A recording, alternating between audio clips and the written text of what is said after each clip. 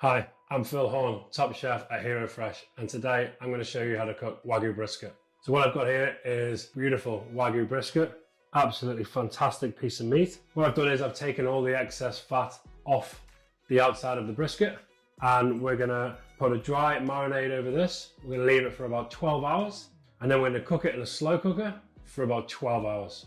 After that, we're going to serve it with a really nice cherry tomato and chili salad on our cumin mash, and we're going to do a nice coriander pesto with it. So let's get started.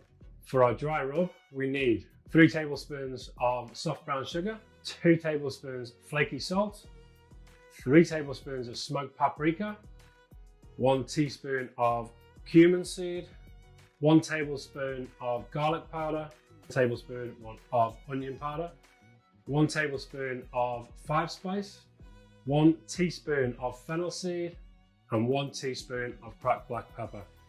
We're going to mix all those together, then we're going to marinate our brisket. Just make sure you get all the lumps out of the sugar and everything is really finely mixed together. And there we are, nice simple marinade. Just going to get that on our brisket and then we'll leave it for 12 hours. Okay, we've let that sit for 12 hours now. Now that it's infused, it's real well marinated. You can really smell that Chinese 5 spice coming through. We're just going to put it in the slow cooker now. We're going to leave it for 12 hours. When we come back, our brisket will be done. We can move on to everything else. Okay, so our brisket's probably about 30 minutes off, so it's probably a good time to start getting the mash on.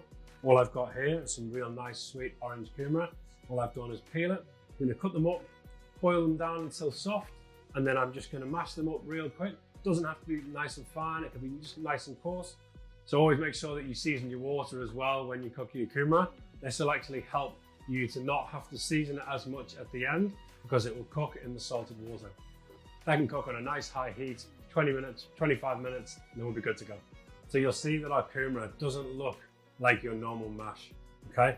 It probably looks more closer towards a puree than a thicker mash. We kind of want that because we just want to help it bind over our brisket a little bit nicer. All I've done here is add 100 ml of cream, 100 grams of unsalted butter. Just mixed it all the way through with a spatula until it's all mixed nicely. It's not fine, it's still a little bit coarse, it's still got a few little bumps, but that's the kind of effect and look we're going for here. We're not looking for a smooth consistency. Okay, for the coriander pesto, we've just got 5 simple ingredients. We've got clove, 2 garlic cloves. We've got small half a bunch of nice fresh coriander. Now we're going to also use the stems here. In these cases, this is also packed full of flavor as well. So we're going to put all of this in. I have the juice of 1 lemon, roughly about 30 to 40 mils of a good extra virgin olive oil. And we're going to put a little bit of salt in just to taste. So what we're going to do is just going to twist. And we're going to put all of this stalk in and everything. This is all flavor.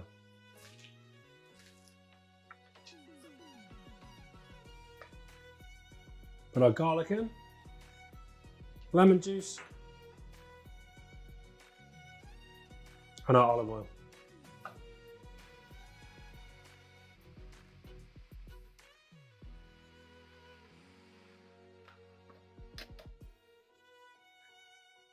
A little bit of seasoning.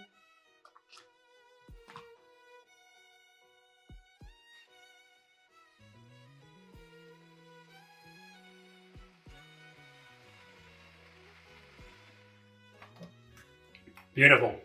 Let's check on our brisket. Okay, so our brisket's been in for 12 hours now.